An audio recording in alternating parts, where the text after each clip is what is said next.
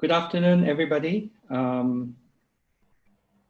It's very exciting to be delivering a talk to 100 plus audience, yet not seeing anybody. So this is a very first experience for me. Feels like I'm talking to myself in my room. So just to share with you that this morning, I've just conducted our first professional examination. So I was one of the examiners for young ophthalmologists who wants to be accredited as specialists. So we have to go through a professional examination. And we conducted our examination via Zoom as well. So that was also a new experience. So really things have quite challenging, and we are having to do things that are slightly different and perhaps slightly out of our comfort zone. So anyway, let's shift back to our main focus today, which is to talk about eye diseases. So I was asked to share with everybody a little bit about how do we go about looking after this sense that is very important to us, the sense of sight. So we are very reliant on our sense of sight, our ability to see. And unfortunately, there are a number of diseases that affects the vision over time, especially towards the later and more advanced years. So today we shall just pick a small selection of diseases which are more common amongst the elderly and talk a little bit about how to better protect our eyesight by earlier detection, and also to share with you some of the advances in the treatments that we have for these conditions.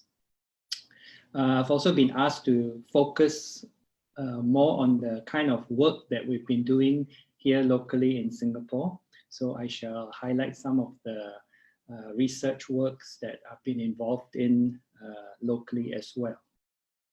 So as shared earlier, I work in Tock Seng Hospital, Eye Department, which is COVID Central, as you all know. But we do have a range of subspecialty care. My area of interest is in medical retina. So these are diseases that affect the inner side of the eyeball, if you like. And many of these diseases somehow become more common with age. Okay,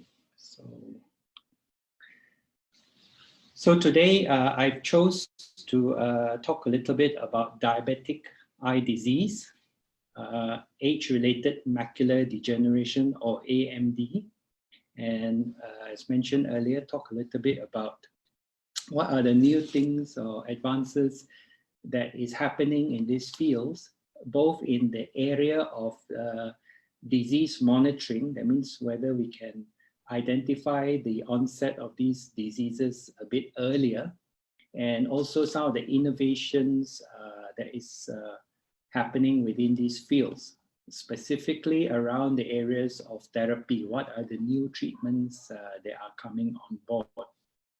So diabetes first. So why is diabetes such a growing problem? In the developed countries, in many developed countries, for example, the United States and Europe, it is the #1 cause of vision loss among working age adults. So this has a particular significance because of the impact on working age adults, and also the financial implications it may have. If you can't see well enough to work, then that can impact financially as well. So why is it a growing problem? I think it's a combination of lifestyle and also the dietary changes that is occurring in industrialized countries, in Western countries. And actually, if you look at our local context, Singapore, which is also considered a developed country, we've adopted many of the good things, but also the not so good things. So we've adopted many of the similar dietary changes, habits, and also the lifestyles, for example, more sedentary lifestyles. So the combination of these results in metabolic disorders like diabetes becoming a more and more common condition. So diabetes has an impact on the whole body, especially the organs that are particularly rich in blood vessels. So organs such as kidneys can be susceptible, and the eye is also another organ with lots of blood vessels. And so the eye becomes a target of damage in diabetes, especially if the control of the diabetes is not so good. So in Singapore, this is a leading cause of blindness, of visual loss. And you can see, if you take a photograph inside the eye, if I take a camera in front of your eye and take a photo, this is what you see. And you can see that in diabetic changes, we can see incidents of bleeding, where you have, because of the abnormalities in the blood vessels. So how severe is this problem? As alluded earlier, it affects the working age population, and the changes that occur can be described as diabetic retinopathy, and a proportion of them will affect the vision. So these are data from the Ministry of Health website. And the government has taken a very proactive stance in trying to combat this disease. So you may recall a few years ago that the Ministry of Health declared war on diabetes, and this has led to many initiatives. And perhaps I should highlight one initiative linked with eye care in diabetics, which is the Singapore Integrated Diabetic Retinopathy Program. So this is a series of cameras that have been installed in the various polyclinics across the island, which allows diabetic patients to come in to have their eye photos taken. And these photos are then graded and assessed, and a report is generated. So this is a bold initiative that attempts to use technology, in this case using digital photography, to try to screen a bigger population of diabetics in order to try to identify the disease earlier on in the stage. Perhaps at the stage where the individual or the patient may not be aware that there's anything wrong with the eyes. That's why you need a screening program to pick up the condition before it creates a problem, all right?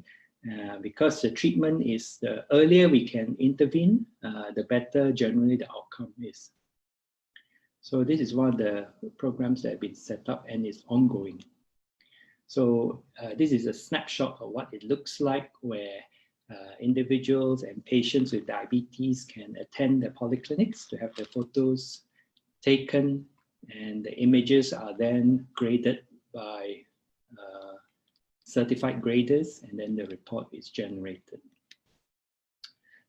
We mentioned earlier, this is a disease that has impact on the working population, so it's important to address them in a timely fashion. So I think the important thing to highlight about diabetic eye disease is to understand that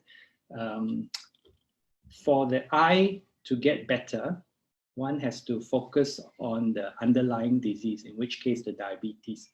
So if the diabetes is not addressed, if if the patient does not cooperate to keep the diabetes in control, then the treatment for the eye will be also problematic. So to help the eye, you need to help the underlying disease, which is the diabetes. So now to switch track, I shall talk about another major problem called AMD, or age-related macular degeneration, which is a condition that affects also that same part of the eye, the inside of the eye. And age-related macular degeneration, as the name implies, is more common amongst the elderly population. When I say elderly, we usually mean the over 60-year-old. Of course, it's open to many interpretations, but the older you are, the higher your risk of having age-related macular degeneration. And again, similar to diabetes, in the developed world, the industrialized countries like USA and Europe, it is a leading cause of blindness. But in this condition, it affects the elderly population. So as the population gets older, like in many of these industrialized countries, and Singapore included, there's a greater proportion of elderly patients who are living longer, and it allows time for the macular degeneration to impact on their vision, and so cause them difficulties with their eyesight. So it is growing concern, including in places like Singapore. So what is important about AMD is to understand that this disease affects the central vision. So if you look at the picture here, you notice that most of the image can be seen, the periphery is visible, okay, but in the center part of the vision, that's where the disease hits. Although it strikes a very small area, unfortunately, the central part of our vision is the most sensitive and arguably the most useful part of our vision, because if we want to see fine details, for example, if you want to read, or if you want to recognize someone's face, we need to use that central part of our vision. And unfortunately, this is the part where the AMD will affect or impact. So in general, when we talk about age-related macular degeneration, we try to divide them into two types. So one is called the dry type, and another one is called wet type. So the dry type is characterized by these yellow dots that you can see in the picture. These are deposits of lipids or fats, which cannot be cleared away efficiently. So the medical term for these yellow spots are called drusen. Whereas the wet type, which is the one that you see in the lower picture, is characterized by abnormal blood vessels that grow underneath the retina or the eye. And these abnormal blood vessels can create problems for the vision, especially when they leak fluid causing swelling, or sometimes they can rupture and they can cause bleeding. And over time, when you have multiple bleeds and leakage or swelling, over time, you may start to develop a scar. So it's similar to, you can imagine on your skin. If you scratch your skin, you may get initially a little bit of bleeding, then over time you may form a scar on your skin. So this is just part and parcel of our body's response to an injury. So unfortunately, in the eye, you don't want to have a scar, because then it affects the ability of your eye to function, which is to sense the image. So if you have a scar there, then your vision in that area will be affected. So in general, there are these two types. Most of the patients with AMD will have the dry type. So about maybe 80% will have the dry type. But over time, for reasons that we don't really understand, some of these with dry AMD may switch over to have the wet AMD. That's when the abnormal blood vessels starts growing and starts giving problems. So when you develop the wet AMD, then your vision will be it will start to deteriorate very rapidly. Okay, so wet is a smaller group, but it has a bigger impact on your vision, and your vision will drop very, very quickly if you develop the abnormal blood vessels. If you have a dry type, usually your vision will be okay, but slowly over many years, it will start to deteriorate as well.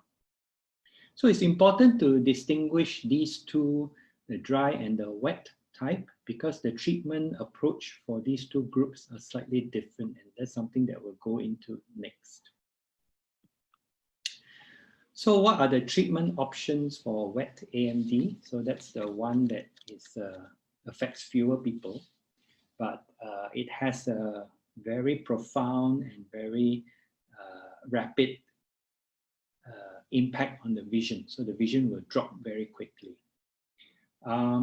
If you had this problem, wet AMD, about 15 to 20 years ago, if you consulted the eye doctor, he would have told you, well, there's not a lot that we can offer you.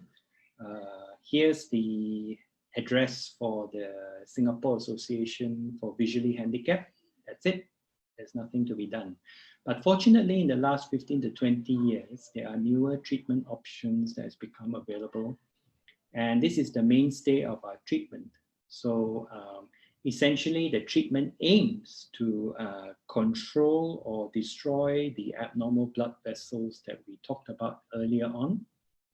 And there are several ways to do it, but the most effective way at the moment is to injecting a medicine called anti-VEGF into the eyeball. So it sounds scary because you have to deliver the medicine to where it's needed, which is inside the eyeball.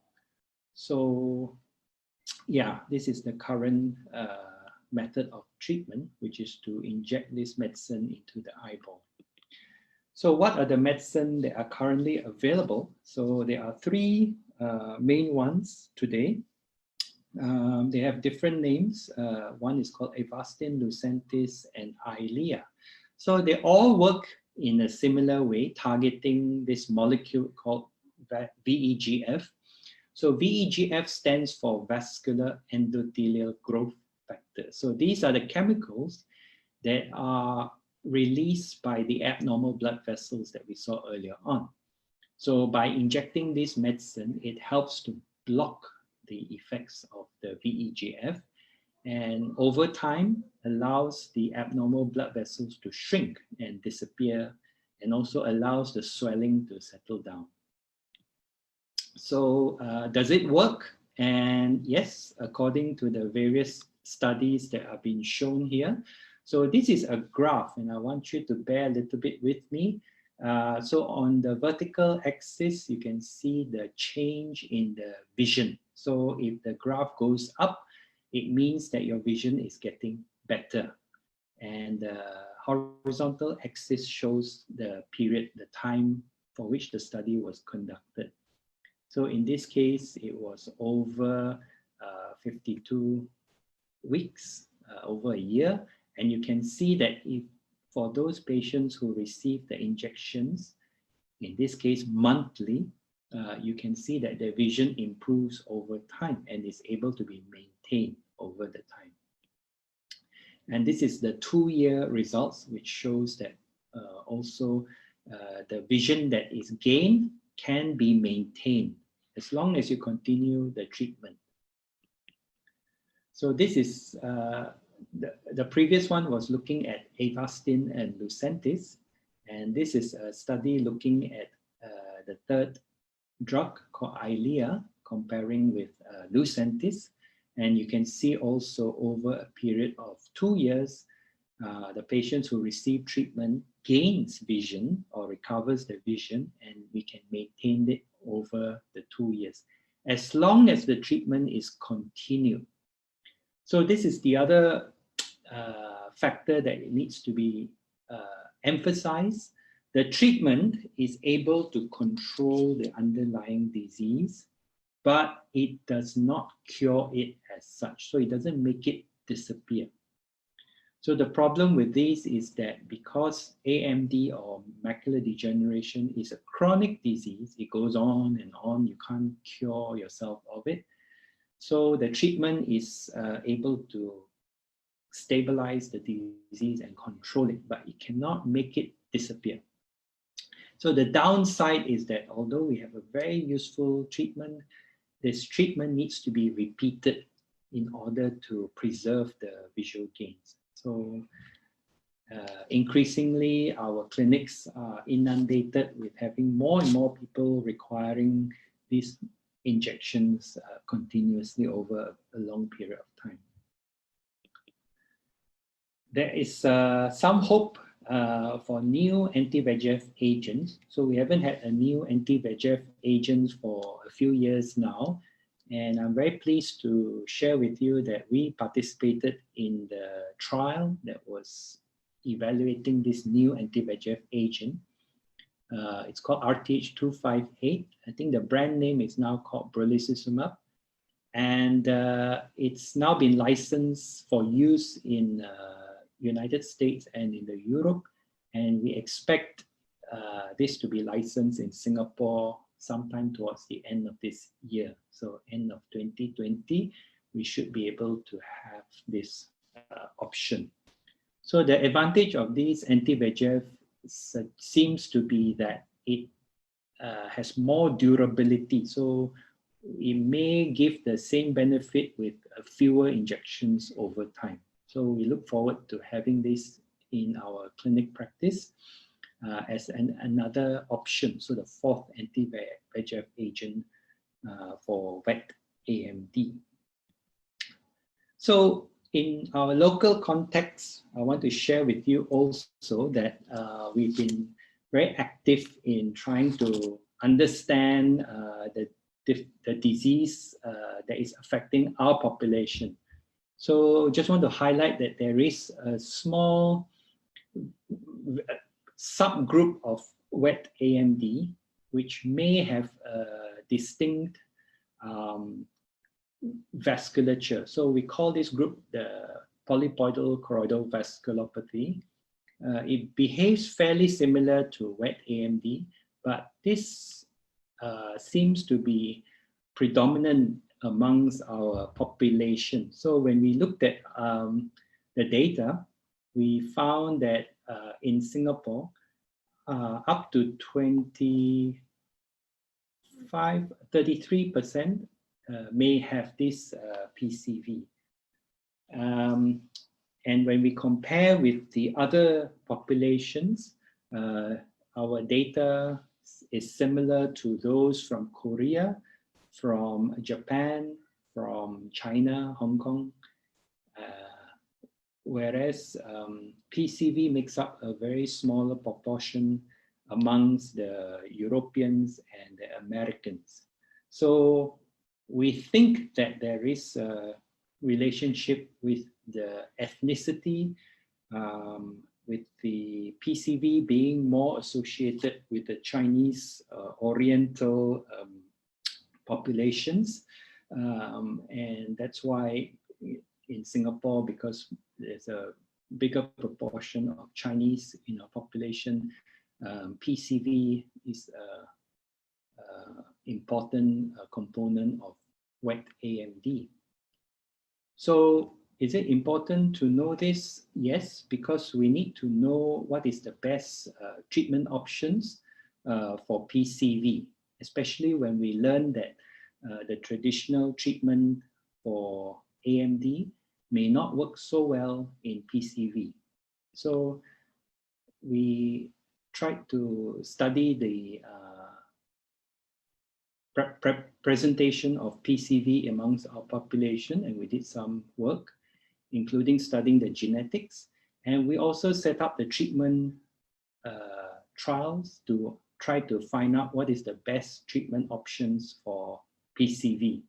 And this paper showed the outcomes of the treatment trials.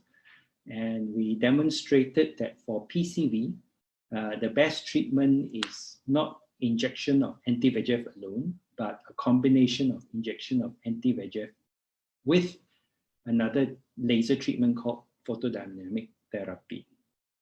So the reason why I bring this is that I just want to share with you that it's important for us when we treat our patients in our population, we need to understand the makeup of our population, the disease that affects our population. And more importantly, we need to know what is the best treatment options for our population. So before we head off, I want to shine a spotlight and try to answer some questions about nutritional supplements. So these are vitamins, minerals, antioxidants, and what is the role, for example, in age-related macular degeneration. The reason why I highlight this is because there's a lot of studies in looking at this. And initially, the trigger for looking into this is because there were some population-based studies published in these early journals. This was going back 1988, which seems to suggest that diets that are rich in fresh fruits and vegetables, especially the colorful ones, seems to be associated with a lower incidence of macular degeneration. So that led to the idea that, well, can we take artificial supplements, pop a pill, so to speak, and get the same protection or the benefit from macular degeneration? So the problem is that you can see when you look into the pharmacy shelves, you look for vitamins, there's AREDS, soft gels, AREDS lutein, zeaxanthin, Ocuvite 50 plus. So, okay, the point is that there are so many different formulas. So which is the one that is being proven for macular degeneration? So to answer this question, we have to look at the study that was done. So this was the AREDS, we call it, or the age-related eye disease study. That was done quite a while ago now, 1990s. And it looked to test what is the role of vitamin C, vitamin E, vitamin A, and zinc. So these vitamins and zinc were selected because they were antioxidants. So they were thought to be beneficial. And so these were the doses that were evaluated in this particular study. So they looked at a bunch of elderly people and take photographs in their eyes and group them. So for example, this patient had no AMD and they read the images and categorize patients into early, intermediate, and advanced age-related macular degeneration, AMD features. So they all had their fundus photos, their eye photos taken, and then they were independently graded by the team into whether they have early, moderate, or advanced disease. And then they follow up over a period of time. So what were the findings? They found that patients with at least one eye with moderate or intermediate macular degeneration or worse found that they will benefit from taking the supplements. Okay, so this was the finding. So just bear with me again, another graph. So this is a graph showing those patients who had moderate or advanced disease and over time. So this study was very impressive. They followed up the patients for 10 years. So can you imagine doing a study for 10 years? It's very, very impressive. So the graph shows that the group that had placebo, that means they had a pill that contained no vitamins. So they were the comparing group. They found that over 10 years, they kind of lose their vision by a significant proportion. But in the group that took the antioxidants, the vitamins A, C, E, and also the zinc, in the graph shown by the blue line, it had a lower proportion of disease progression. So what can we see from this graph is that taking the supplements doesn't mean that you will be guaranteed you won't progress in your disease, but there is a significant protection. You progress at a slower rate, up to 27% lower progression. So this clearly demonstrated the benefit of taking the vitamin supplements containing the vitamins A, C, E, and zinc compared to the group that didn't take the vitamin supplement. But what's important here is that this is only useful if you have moderate or advanced dry AMD.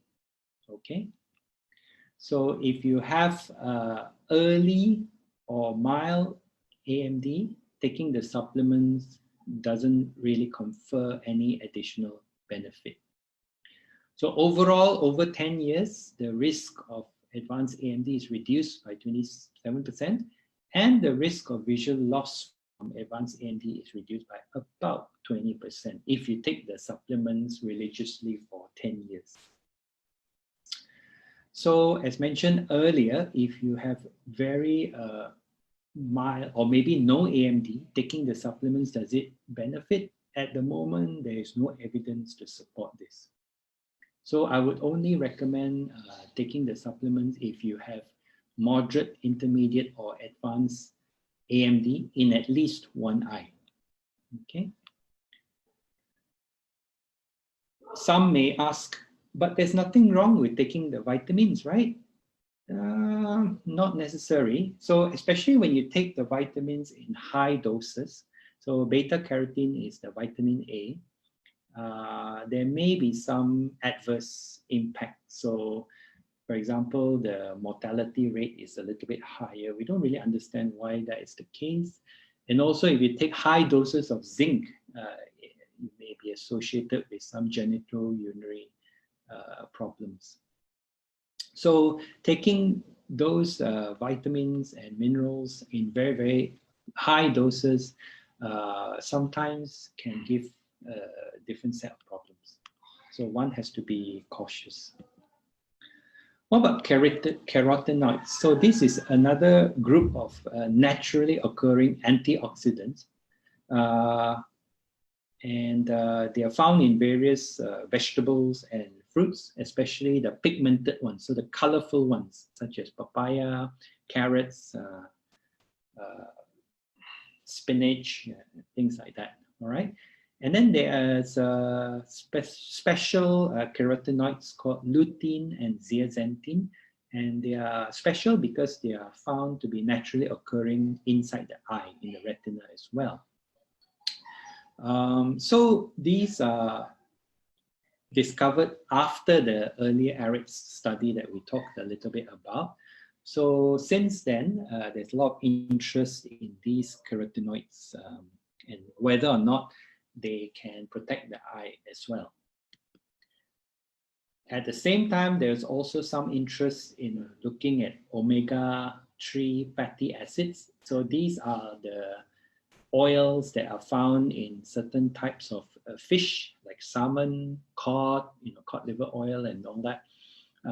So they contain omega-3 fatty acids. And there's a lot of interest in the role of omega-3 fatty acids in modulating inflammation. And therefore, there is questions about whether or not it can help protect the eye. And so there are some population-based studies as well, namely the AREDS Nurses Health Study and the Blue Mountain Eye Study, which seems to find an association about higher consumptions of fish with a lower risk of AMD. So there's interest in the beta carotenoids, and also there's interest in the omega-3 fatty acids. So from there, the AREDS2 study was devised in trying to explore whether the addition of lutein and zeaxanthin and omega-3 fatty acids in macular degeneration, whether does it confer any additional benefit or protection. So this was done and completed in and published in 2013 in JAMA. So what were the key findings of the AREDS2 formula? They found that the risk of progression to advanced AMD was reduced by 30%. The addition of the DHA, EPA, which are the omega-3 fatty acids, the fish oils, it did not confer any additional benefit. It did not reduce the risk of progression to advanced AMD, so no additional benefit. The addition of lutein and zeaxanthin did not further reduce the risk of progression. And then they also explored the role of low dose versus high dose zinc, because earlier on I mentioned if you take high dose of zinc, you may get some symptoms. And this study shows that if you take a low dose, it can confer the same benefit of protection from macular degeneration as well. So if the low dose zinc can give the same protection, it's of course preferable compared to the high dose zinc. Overall, the supplement did not affect mortality or death rates, so that's good. So from the AREDS2 formula study that was completed, they did a tweak to the original AREDS formula. So instead of beta carotene, which is vitamin A that was used in the AREDS1 study, they've replaced that with lutein and zeaxanthin. And they've not added the omega-3 fatty acids. So this is the latest findings. And so now our current recommendations for those with moderate or advanced dry age-related macular degeneration, we should recommend nutritional supplements. And if I could highlight your attention to looking for the AREDS2 formula, and this will be the latest that we know with the correct formulation. So taking these supplements will confer the most benefit and protect the eye from progressing on to advanced age-related macular degeneration. So look out for the AREDS2 formula.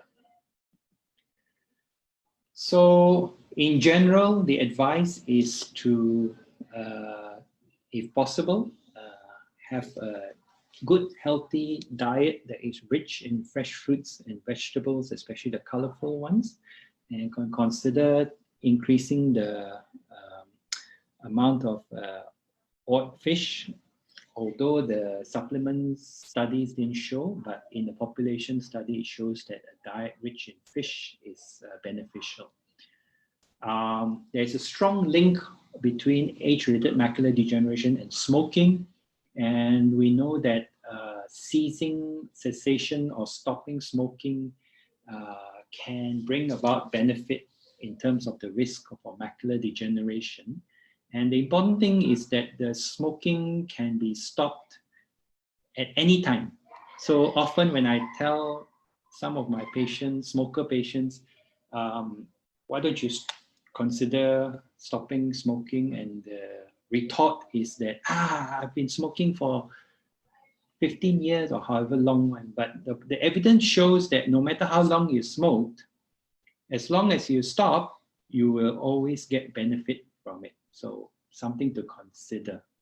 And also, while we're mentioning about smoking, I think we need to highlight the importance of second-hand smoke. So while one individual or one patient may not be a smoker, if someone else in the family smokes, then the risk can be transferred to the individual also.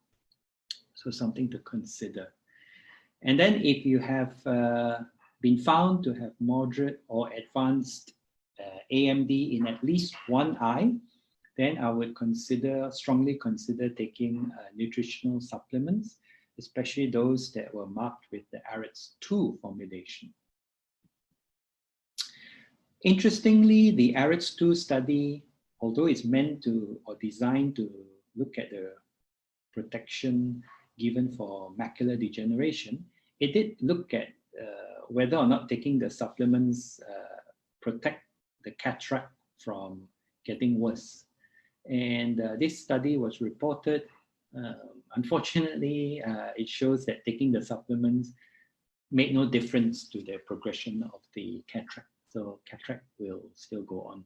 And so you may still need the surgery at the end of the day. So this is just a snapshot showing the different kinds of diet that is eaten by different populations from different places. And one can see that it can be a very different variety.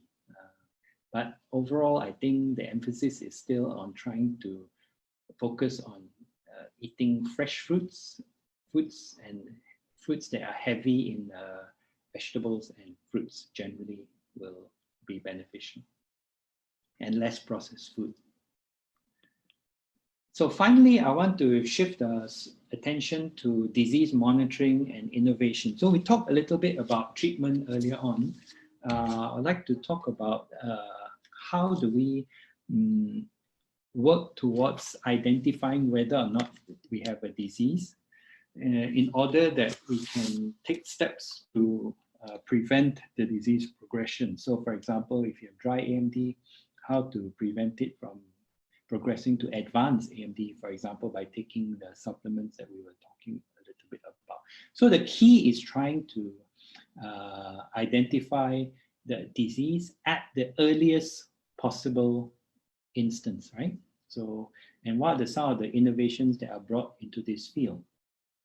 So for macular degeneration, there is a study that was published looking at the role of a home-based device that can help track and monitor the vision in order to pick up the disease when it's active. Did it work? Yes, the conclusion was that those population who are at high risk of having wet AMD, if they use this device at home, they were able to pick up their disease at the earliest stage and coming in to seek treatment. And so they ended up with having a better visual outcome in the end. But unfortunately, this device at the moment is not available to the market, and it's not the easiest device to use. And so it's still a role for innovation and technology advances to try to work out a home monitoring device. The other angle is to ask the question, should we be screening for AMD? A bit like screening for diabetics, which we are doing, I mentioned earlier on, with the Singapore Diabetic Retinopathy Screening Program. Is it worthwhile screening also for AMD?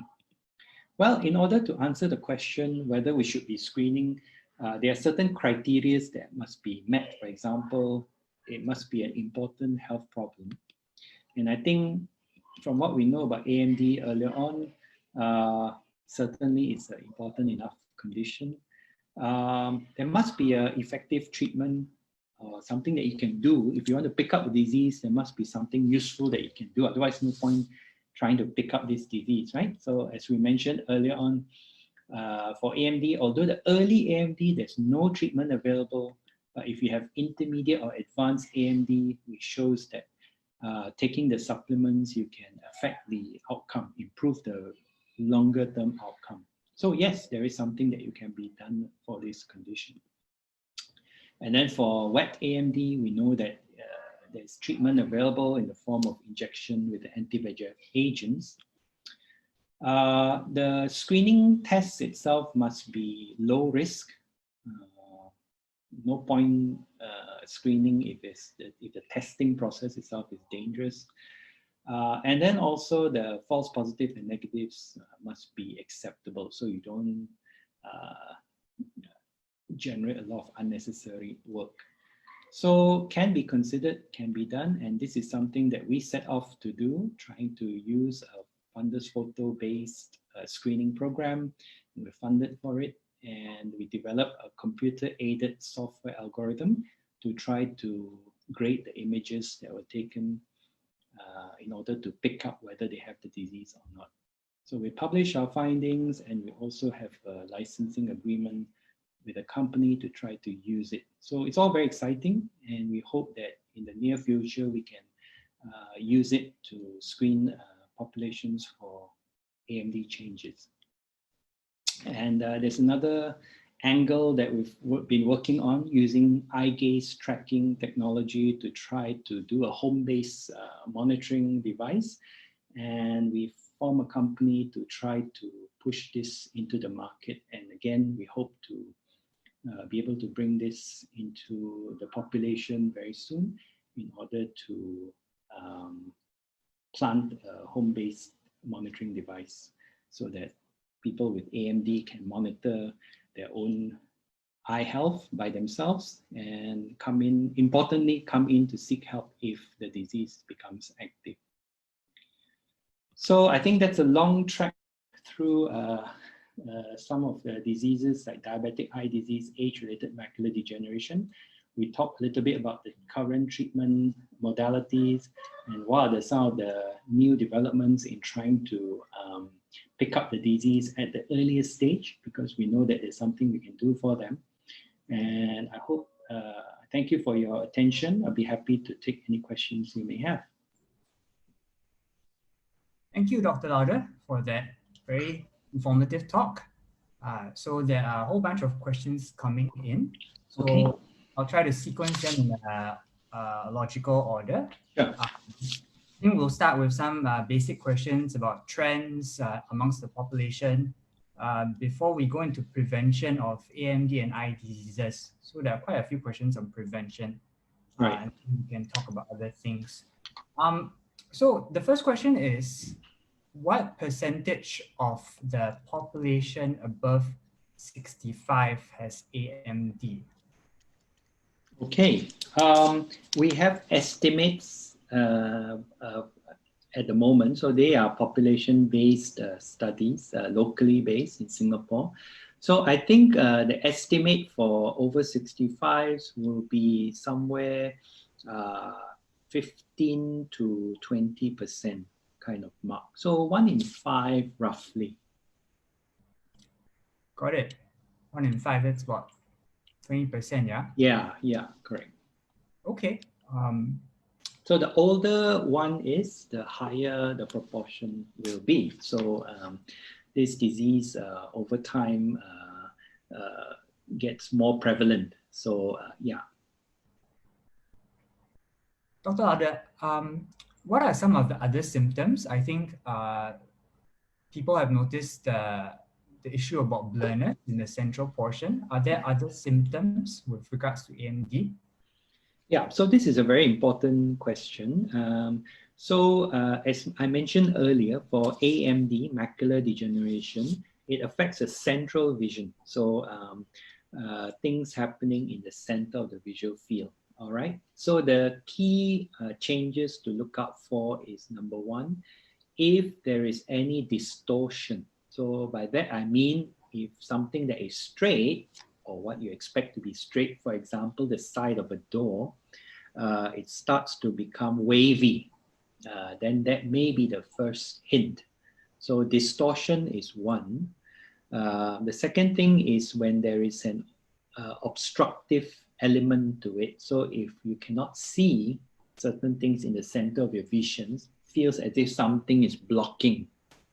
All right, then there is another important symptom. And then the third one is when there is blackness. So if you see a black blob, if you like, blocking the central view, that may indicate that there is bleeding, there's blood. All right. So the reason why that happens is that blood is not transparent. You know that, right? If you cut yourself and you have blood, you can see that blood is not transparent. You can't see through blood. So similarly, if you have a bleeding occurring within the eye, then the light cannot pass through the blood. So to you, what you see is like a black shadow or black blob. So I think those are the key symptoms that one should be looking up for and be alerted to. And if that happens, then the best way is to have your eye examined thoroughly. Yeah. Thank you, Dr. Laude. Apart from nutrition, are there other ways in which we can prevent the onset of AMD? Yeah, so we mentioned a couple. One is to cease smoking if one is a smoker, or to avoid secondhand smoke if someone in the family is smoking. But apart from that, there isn't really anything else that is very strongly associated with a lowering of risk, other than taking the supplements if you have moderate or advanced AMD. But in general, from the population-based studies, eating a good diet rich in fresh fruits and vegetables and lots of fish, omega-3 kind of fish oils, is found to be associated with a lower risk of macular degeneration. There has been studies looking at the role of exercise as well. And in general, they also beneficial. So you exercise more, there's a lower risk, but the effect is not so strong. Yeah, so the strongest one is the diet and also on the cessation of smoking. By far, the smoking impact is the biggest. So if you're a smoker, you really ramp up your risk of having macular degeneration by multitude. So if there's one thing you want to do to help yourself, if you're a smoker, is to stop smoking. That's the best thing. Thank you. Yes, so I think we can't underestimate the value of nutrition, diet. That plays a very important part, and also to be prepared, to seek intervention or medical treatment and knowing what to do. For example, the AREDS2 formula, if that AMD does come on. Yeah, so just to add on to what you've just said, I can't emphasize enough that the role of this AREDS2 supplement is only beneficial if you have moderate or advanced disease. So the only way you can tell whether you have moderate or advanced disease is if you have your eye examined by someone who, by an eye doctor. So what I'm trying to say is that I wouldn't advise, let's say, someone who hasn't had your eyes checked and thinking about going to the pharmacist to pick up AREDS2 to pop the pill to protect the eye. I think it doesn't work that way. So it's only useful if you've been diagnosed with AMD, number one, and if you have been told that you have the moderate to advanced dry AMD, all right? So I think, have to be cautious about that. Dr. Laude, there's a question about screening. So, and you've talked about screening earlier on. Is there a recommended frequency for going for screenings, or perhaps only after a certain age and only if symptoms occur, for example? So we don't have fixed recommendation backed up by any hard evidence. In general, for the diseases that we talk about, like AMD, they are more common in the over 60-year-olds. So if you're talking about AMD, and if you're over 60, I would recommend at least an eye examination once, and maybe repeat every 3 to 5 years if all is healthy. Younger than that, one may consider having your eye checked by the optometrist. So your local optician shop, you can get an assessment of your vision, and that tells us about your level of function. So if your vision function is good, generally you should be okay. All right. But I think if you're over 60, it's worthwhile considering to have an eye assessment once and then repeat maybe 3 to 5 years duration. The other thing to mention is that some eye conditions have a very strong genetic component. What I mean is that if you have a strong family history of, for example, macular degeneration, or if you have a strong family of glaucoma, then it's worthwhile considering having earlier eye screening for assessment. And then one final note about diabetes, we mentioned about diabetic. So if you've been diagnosed with diabetes, I would recommend definitely an assessment for your eye, whether it's in the form of the national screening program to go to your polyclinic to have a photograph taken, or if you have no access to the polyclinic, at least to consult an ophthalmologist to have a good examination of the back of the eye once every 1 or 2 years if you have been diagnosed with diabetes. So that is very strongly linked with the underlying disease. So I think there isn't one guideline that will be useful for everybody. I think it's very specific for your age group and also whether or not you have any significant health risk and any significant family risk. Thank you, Dr. Laude. There are questions about how our everyday activities may contribute to AMD. So a few people are asking about usage of computer screens. There's more exposure to this contribute to AMD.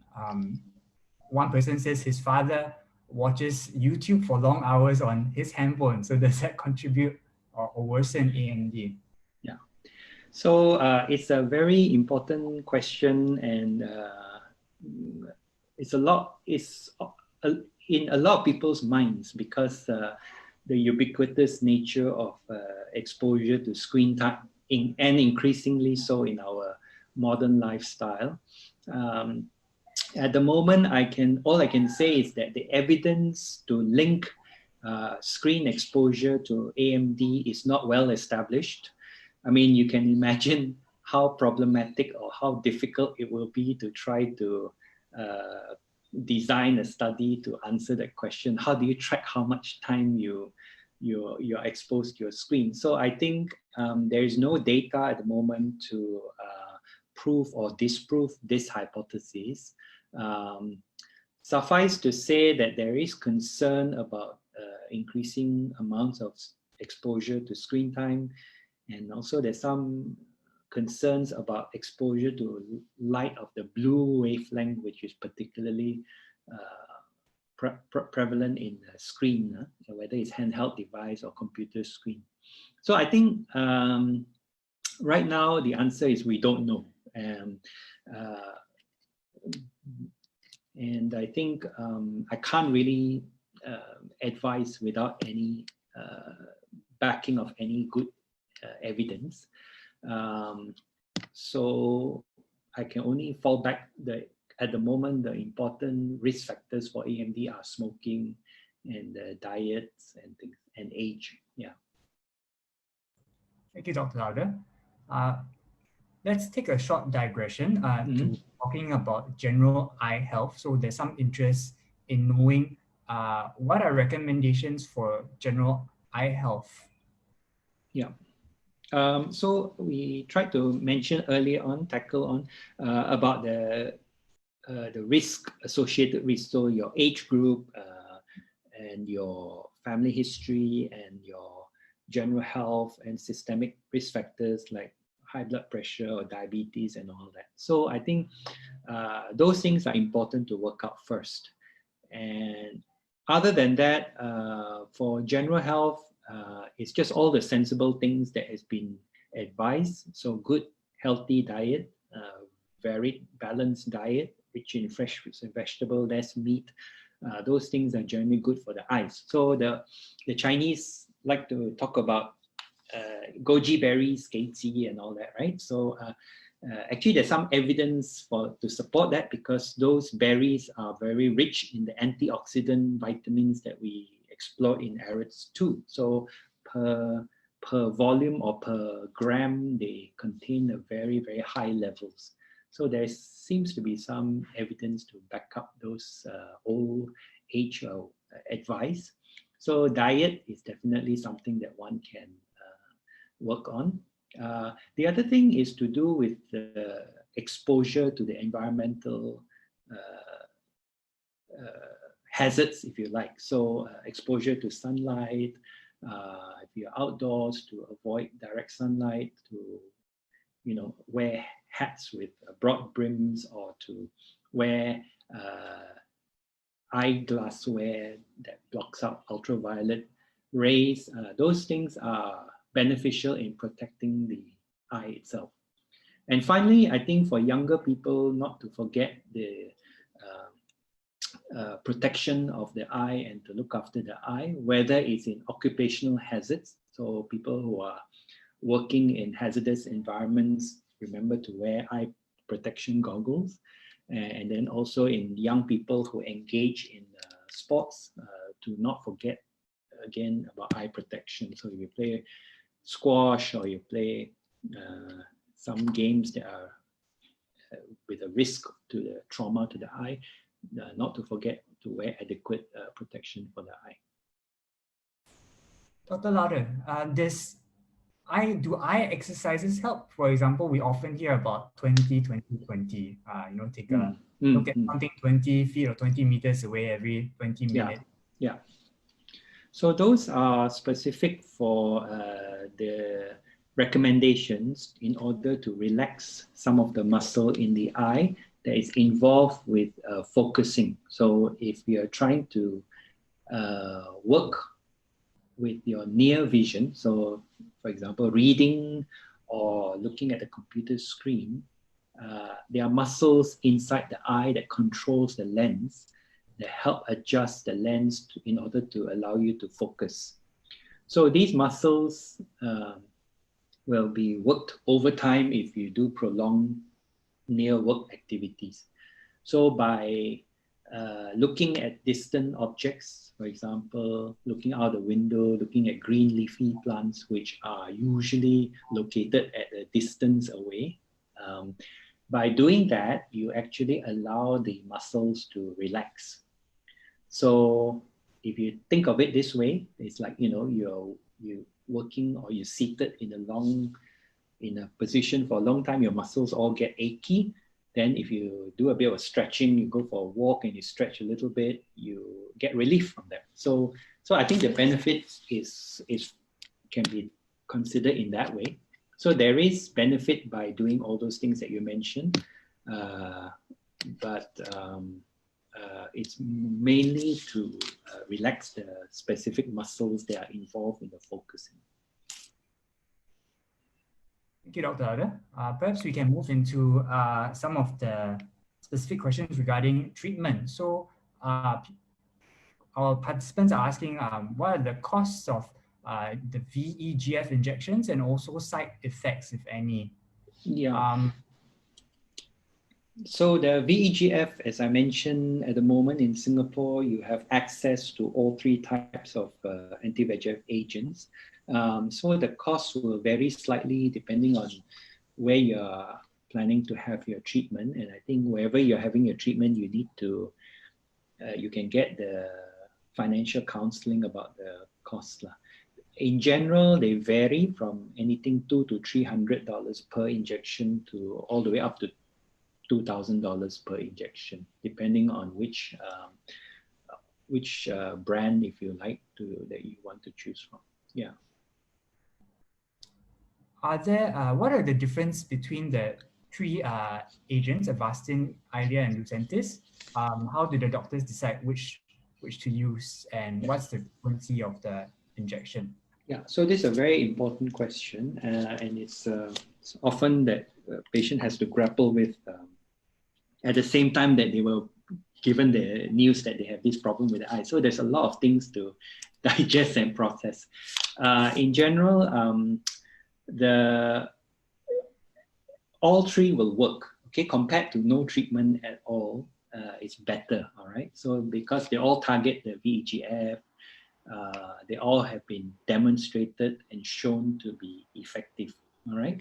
Of course, because they are different products, naturally there's some differences in the results. All right. But in general, those differences are quite mild, quite very little difference. All right. So it depends on what disease that you are talking about, whether you're treating diabetic eye disease or whether you're treating wet AMD. It depends on which population are you talking about, younger age population, older age population. So the point I'm trying to say is that it's very difficult to give a general broad statement. There are many specifics that has to be addressed before I can answer sensibly. In general, having the treatment, as I said, no matter which one you choose, is better than no treatment. And between the different brands, the difference is not so significant. Yeah. Thank you, Dr. Laude. We have quite a few questions about floaters, but perhaps Dr. Laude, you may want to share a bit more about this before we answer the questions. Not everyone might be aware of what these are. So floaters is something completely different. It is a symptom. So it's something that a person may observe or notice. So when you're looking ahead, you might see a black shadow or black blob. Some people describe it as like a cobweb. And then they generally move when you move your eyes. So that's why it floats across your visual field. So that's why it's called floaters. So generally it's any opacity that is located inside the eye, casting a little shadow. So in itself, usually is nothing to worry about, although sometimes it may be caused by bleeding, in which case you have to try to work out why is the bleeding in the first place.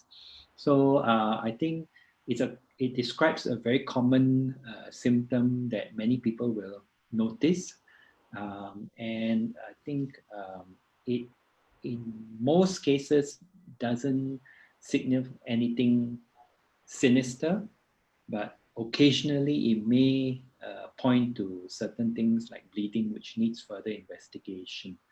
So my advice is that if it's a floater that you've observed for a long time, then nothing really much to worry about. Treat it as like your friend, you know. it's there, you see it, you're aware of it, and that's it. But if, let's say, the floater is different, if it's a new floater that you observed, then I would advise to have it checked out by an eye doctor and then let them work it out. Is there anything that you should be worried about? So what I'm hearing is to really be mindful of it if it's there and to accept it. But if new things keep progressing, then see a doctor and get some advice. That's right, yeah. Got it. Let's scroll through while there's still 50 or so questions, but we have, I think, about 20 minutes. So we'll try to get as many of them as possible. Okay. There's a question about something else, which is about droopy eyelids. So this participant asked if his droopy eyelid is getting more droopy over the years, and this person is 63 years old. Is there anything that he can do to decrease the deterioration? Any eye exercises, or should this person go for an operation before he gets older? Yeah. So droopy eyelids are not uncommon. So many people may suffer from it or become aware of increasing droopiness in the eyelids. So it's more common, again, with age. As you age, everything gets loose, right? So including the skin and the eyelids, all the tissues around the eye starts to become more and more loose. And so the eyelids may start to droop down. So the important point to mention here is you need to get a diagnosis. All right. So you need to work out what is causing the droopiness in the first place. All right. So this can be done when you see the ophthalmologist and see the eye doctor, and they can do some tests and do assessments in order to give you a diagnosis, meaning they tell you what is causing the droopiness. Then depending on what the diagnosis is, then we can advise you better about how to deal with it, right? So the point I'm trying to say here is that we need to work out what is causing the droopiness first. So I can't comment about what kind of exercise as a general, because we need to understand what is causing the droopiness first. For the elderly, majority of it is, as I mentioned, due to the skin getting loose, everything, in which case surgery may be an option, okay, but that involves doing an operation and the risks associated. So again, that conversation must be had with the doctor who is offering you the treatment, and then you can make the decision about that. So I need to highlight that there are a few conditions that may be a bit more sinister. For example, if there's a lesion that is pressing on the nerve, and the nerve results in the not working so well, and then so the lid droops. So that's a little bit more sinister, in which case then we need to investigate, for example, by doing a scan of the head and trying to identify the cause. So my point is that if you notice that your eyelids are droopy, the first step is to try to work out what is the diagnosis, what is causing the droopiness first. And then from there, with the diagnosis, then we can discuss about what is the best way to handle it. Thank you, Dr. Laude. There's a question about progressive lenses. So this participant used to wear progressive lenses before eye cataract operation. Now she finds it very troublesome to wear and remove her glasses in order to read food labels with reading glasses now. And can she go back to wearing progressive lenses again? So after cataract surgery, usually you have an implant, a lens put in, and then depending on the design of the lens, you should be able to see either one distance or a range of distance. But in general, even with the implanted lens, you can choose to wear progressive lens. So you need to consult your optician and have a good talk with the optician and explain that you would like to consider progressive lens and go from there. But in general, even if you had a lens implant, it should not stop you from going back to progressive lenses. Yes. Thank you, Dr. Laude. This next participant asked a question about a family member who has, her mother-in-law has a retinal tear, went through 2 surgeries, and is going back to SGH for follow-ups, but there seems to be little hope of recovery or no hope of recovery. The other eye has a cataract and is fading as well, as the doctors say one eye will affect another. So what would your recommendations be for prevention and taking care for the eye with the cataract? I think in the eye with the cataract, of course, you would ideally like the cataract not to progress further. So if it stops getting worse, that is the best scenario, right? But with aging, it's inevitable. So the other things to slow down the cataract from getting worse is from the evidence that we know, again, is going back to your nutritional. So having fresh fruit and vegetables, little oxidative stress, so less meat, lots of fish. In general, those are associated with slower progression of cataracts. But apart from that, there's very little evidence of anything we can do to slow down the progression of the cataract. So I think specifically for this person's mother-in-law, I think it's a matter of trying to delay the surgery until the point of time where she needs the surgery, in which case then she has to go for the surgery. All right, because she's dependent on this better eye. If the other eye has been affected by the detachment, so she's dependent on this better eye to see. But if the cataracts progress to a certain stage where it's affecting her ability to see, then she has to go for the surgery. So I think for her, I would suggest that she just continue to keep the appointments that have been given for the regular follow-up, and then discuss with the doctor that's looking after her mother-in-law what are the management options. Yeah. Thank you, Dr. Laude. We spoke about blurriness in the central portion of the eye, or AMD. This participant is asking about blurriness at the edge of the eye. Is that a sign of eye disease? Yeah, so some diseases affect the central part, which we talked about with macular degeneration. There are certain eye diseases that affect the opposite. So it affects your peripheral vision, what you can see in the sights. The most common, or the most one that is of concern, is glaucoma. So glaucoma in Chinese, 青光眼, is a disease that affects the nerve of the eye.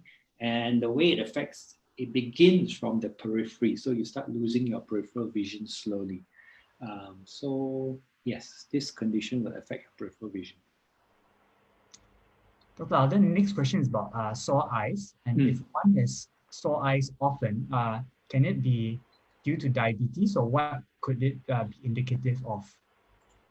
So again, sore eye is a symptom. So it's a bit like the floater.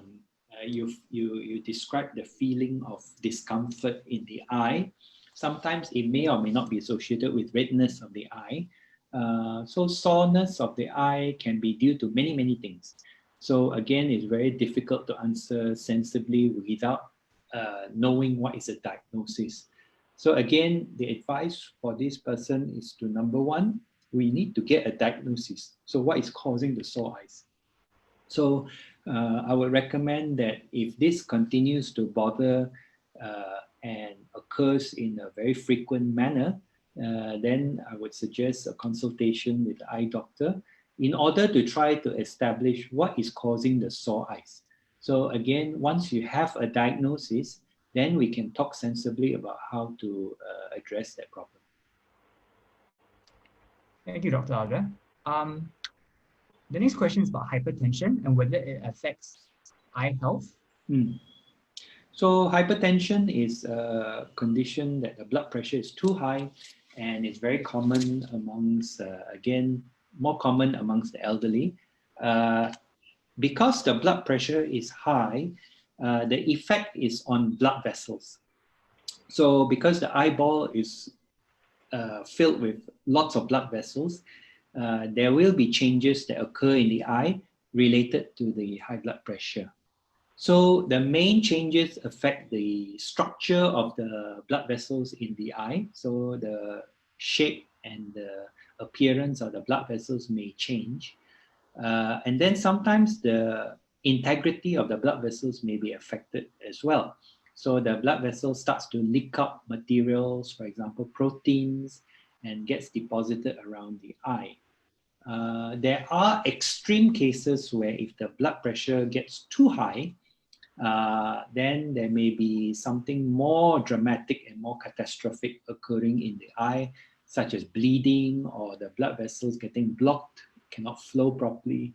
So there are a number of eye changes that can occur due to the high blood pressure. So again, similar to diabetes, I would advise the key in protecting the eye is to make sure that the high blood pressure is well controlled. So this will be done in consultation with the doctor who diagnosed the high blood pressure, who may prescribe certain medications, dietary lifestyle changes, for example, having a lower salt intake, and also to do things like meditation to try to do relaxation therapy in order to lower the blood pressure. I think those things will be the best way to try to protect the eye. Thank you, Dr. Laude. This next question is about dry eyes. So this participant has dry eyes and floaters. She's wondering if dry eyes cause migraine, and what would the treatment options be? Would supplements help with dry eyes? Okay, thanks.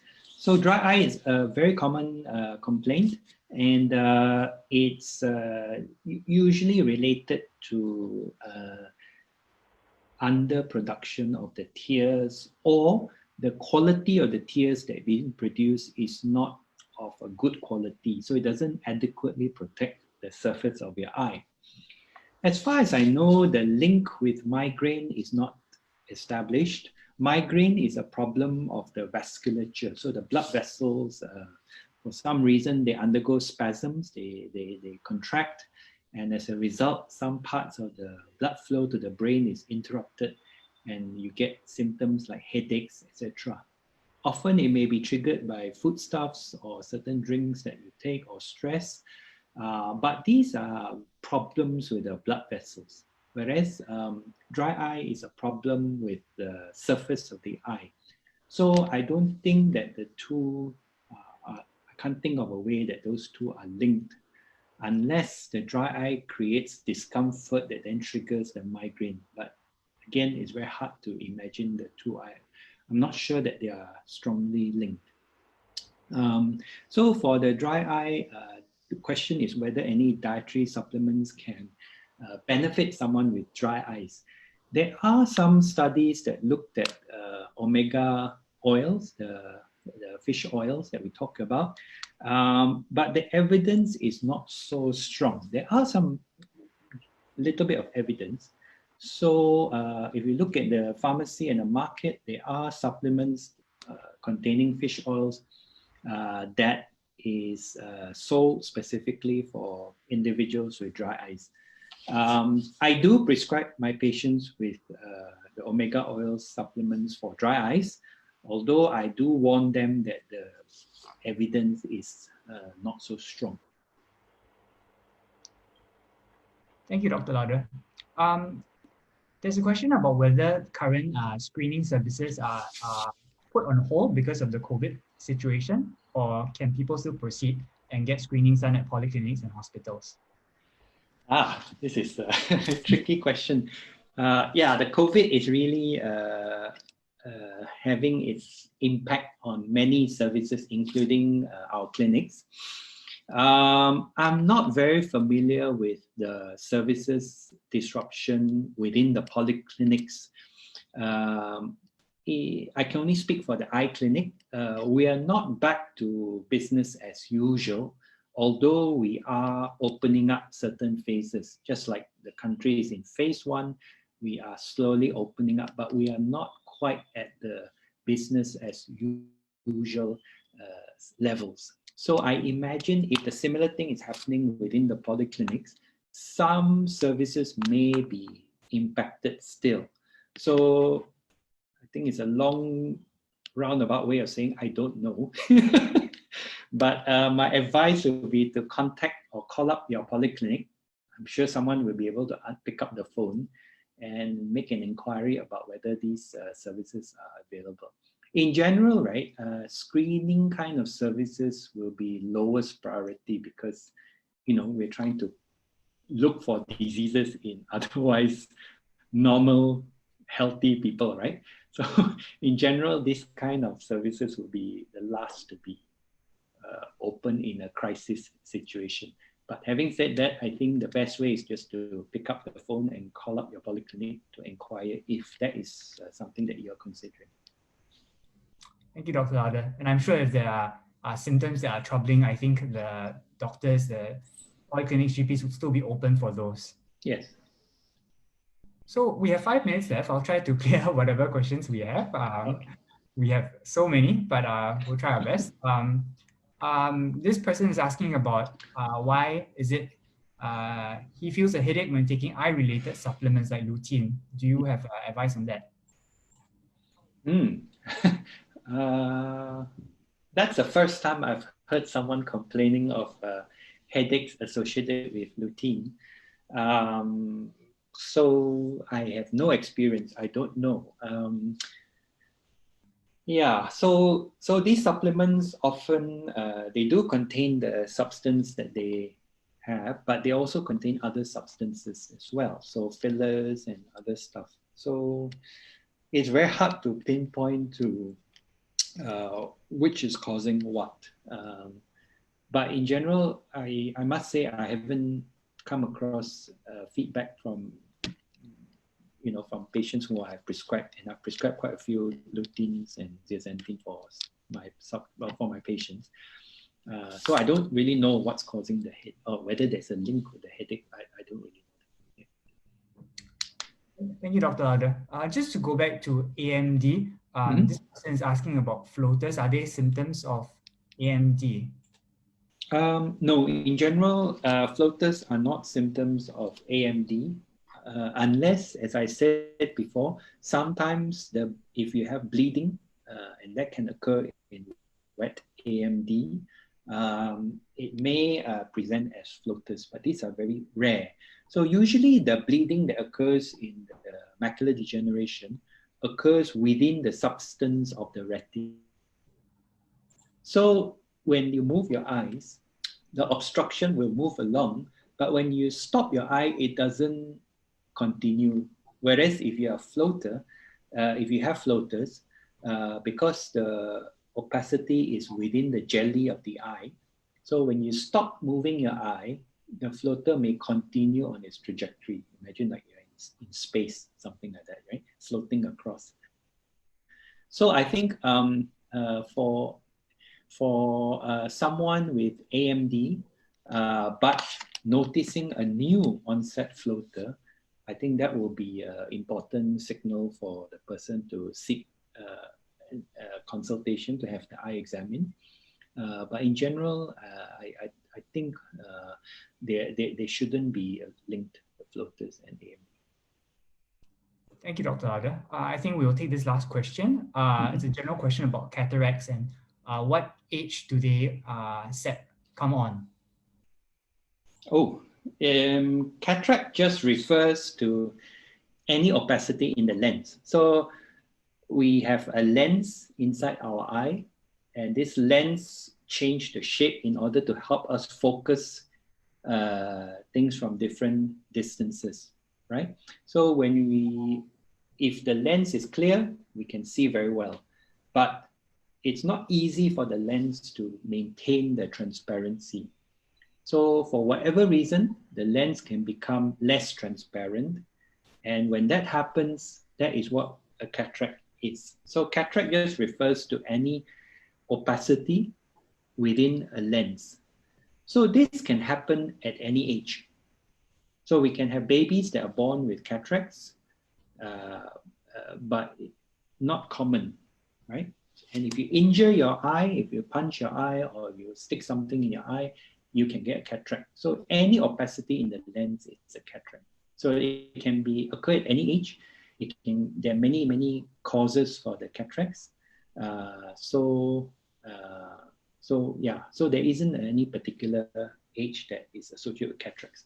Having said that, the older you are, the more likely you may have problems that results in your lens being less clear and forming cataracts. So this group, what we call the age-related senile or aging lens cataract, is more common, usually over 50-year-olds. Yeah. Thank you, Dr. Laude. Thank you for all the responses to all those questions, very detailed responses too. I would say one major takeaway for myself is the importance of something very simple, which is diet. And I think perhaps that's something that we all, overlook. But there are many resources out there. HPB guidelines and the Harvard Health Guidelines, Canada Food Guidelines, which I all understand to be recently updated. So I suppose for me, it's important to enjoy nutritious food, and there's a lot of mileage that can come out of that. Yeah, great. Dr. Laude, I wonder if you have any general remarks or comments in response to the questions that you have seen, the flavor of questions that have come up. I think it's very heartening to hear that there are a lot of people who are very concerned about their eyesight, and I think that links to our increasing dependence on the sense of sight. Both in terms of our lifestyle, in our using of screens and things like that. We are getting more and more dependent on our eyesight. So it's good that there is this concern, and I think there's a general awareness about the facilities and the opportunities for eye screening and eye health, which is good. There's also seems to be a lot of interest in dietary and how to do preventive medicine to protect the eyesight. So all these are very encouraging things to hear. Active aging and all that. So I think increasingly with the aging population, I think it's very encouraging to hear that they are empowered to want to take charge of their health and we want to take active steps to try to preserve their visual function. So these are all very positive things to hear from the population. Yeah. Thank you very much, Dr. Laude, for your time today. We really appreciate it. Hope to see you around Lovely. soon. Thank you. Bye. Thank you. Goodbye.